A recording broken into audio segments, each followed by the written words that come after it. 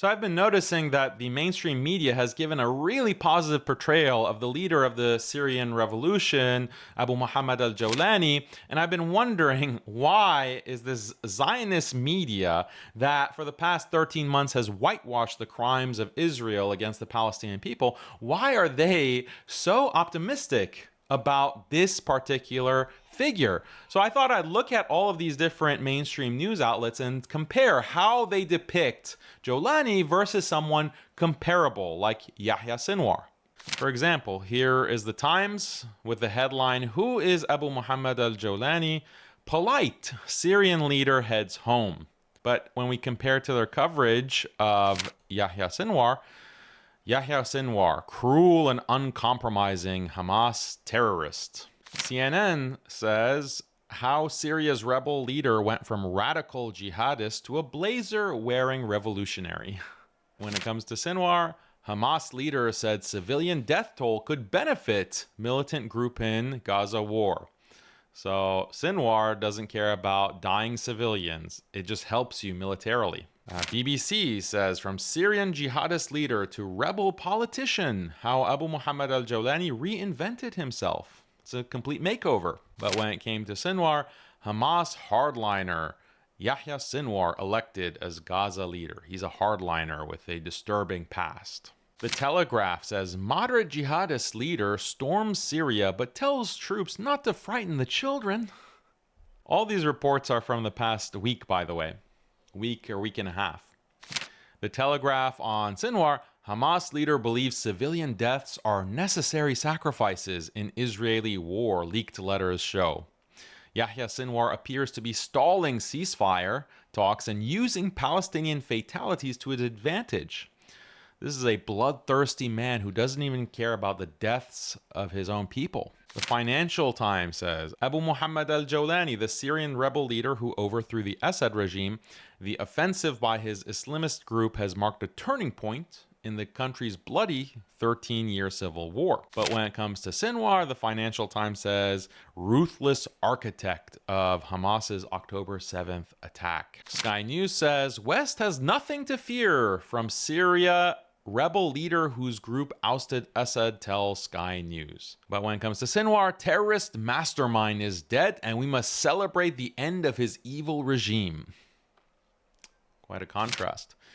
Another Sky News article, Yahya Sinwar's death marks a vicious flame of terrorism extinguished. Wall Street Journal says 5 things to know about rebel leader Abu Muhammad al-Jolani. But for Sinwar, Gaza chief's brutal calculation, civilian bloodshed will help Hamas. So over and over again, we see that Sinwar doesn't care about the death of his own people. He's just a cold, ruthless, brutal, calculating menace. Terrorist. The Washington Post says, Syrian rebels offer to help U.S. search for journalist Austin Tice. Wow, so helpful. These rebels are just helping everyone.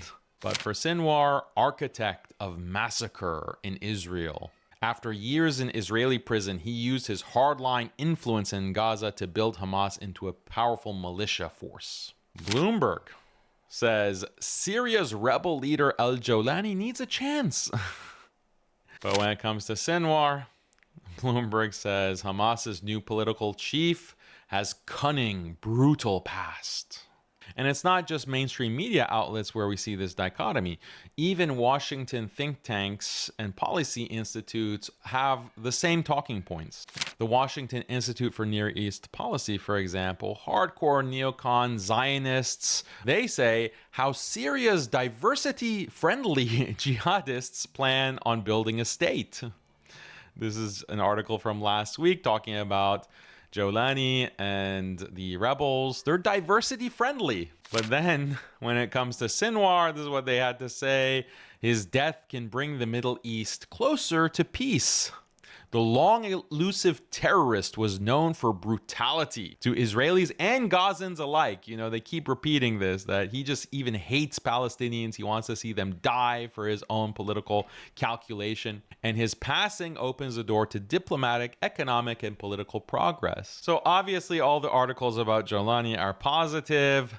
These are all hardcore Zionist outlets, but for some reason they have nothing but optimism when it comes to the rebels. It's interesting. The million-dollar question is this a coordinated media blitz to get the American public and the Western public at large primed for US and Israeli cooperation and involvement with the new Syrian government? Or can this all be explained by the simple fact that the Zionist establishment hated Bashar al-Assad and they're going to be positive about anyone who would have toppled him? Evidence that this is not just some organic outpouring of positivity about Jolani is the fact that all of these articles have the exact same 3 talking points. Number 1, Jolani has a checkered past, an extremist past with ISIS and al-Qaeda. And yes, we know that these are terrorist groups that have killed civilians, but that past is behind him. That was a phase, and now he's a moderate. Number 2, he loves diversity and he vows to protect minorities at all costs. And the third talking point is that he is a promising figure and that the West should give him a chance. So what should we make of all this? Honestly, I don't know.